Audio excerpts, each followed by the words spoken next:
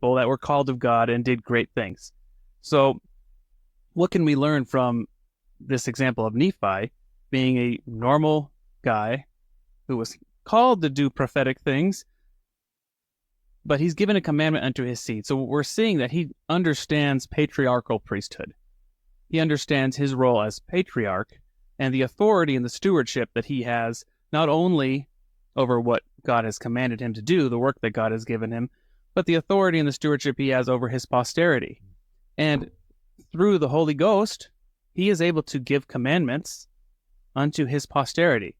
And that's a powerful lesson, that as fathers and as mothers, we have stewardship and we have authority over our children and over our posterity. And that's something we should be seeking to harness through the gift of the Holy Ghost we have as disciples of Jesus Christ. Well, and that's exactly what I was going to say, is just like up above when he's talking about, he's wanting to only write the things of God.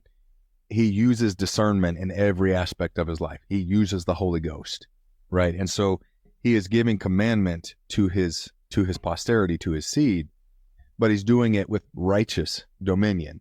He is doing it according to the Holy Ghost, and he understands through discernment what areas he has righteous stewardship over his posterity.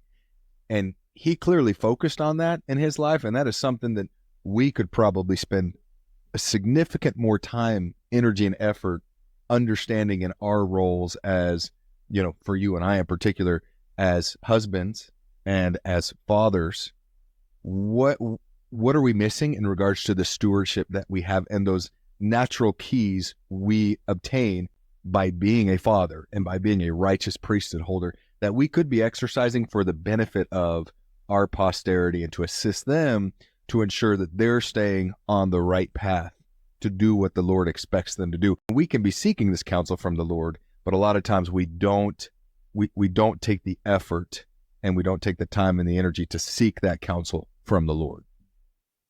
And there's also an expectation that his posterity will understand that his commandments have merit. Right. Yep. And that they have the weight of the Spirit behind them, and that they will be reading them and receiving them with the same spirit of prophecy that he's given them. And of course, so there's a lot of context in that on how Nephi raised his children and that kind of culture of the gospel. You can see very clearly he expects his children, his posterity, to understand how these things work and the weight behind them. Yep.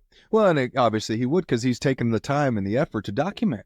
He's writing down all of this stuff. He clearly expects them to understand. He's put his soul into not only writing the large plates of Nephi, but now these small plates of Nephi. He's given them every chance and opportunity to understand exactly where he's coming from and where the Lord has led him to be at this point in his life. And we talked a little bit about this in our Gospel Mysteries episode titled Fullness of the Gospel, where we talked about the Book of Mormon and how the Book of Mormon contains the fullness of the gospel, what that means. One of the subjects that came up was journaling. And that, in essence, the plates of Nephi here, they're his journal, and he wrote them for his posterity. And of course, he had an understanding that these were going to be of great worth to the world. But that's, again, another lesson to us that the efforts we make of journaling and capturing our spiritual experiences, that can be of great value, not only to us to look back and read through, but to our posterity as well. Hit that like button, leave us a comment, subscribe to the channel. We really appreciate it. They may seem like little things, but liking, commenting, it helps the algorithm push our content out to more people. So it's our small way of sharing the gospel in a social media age.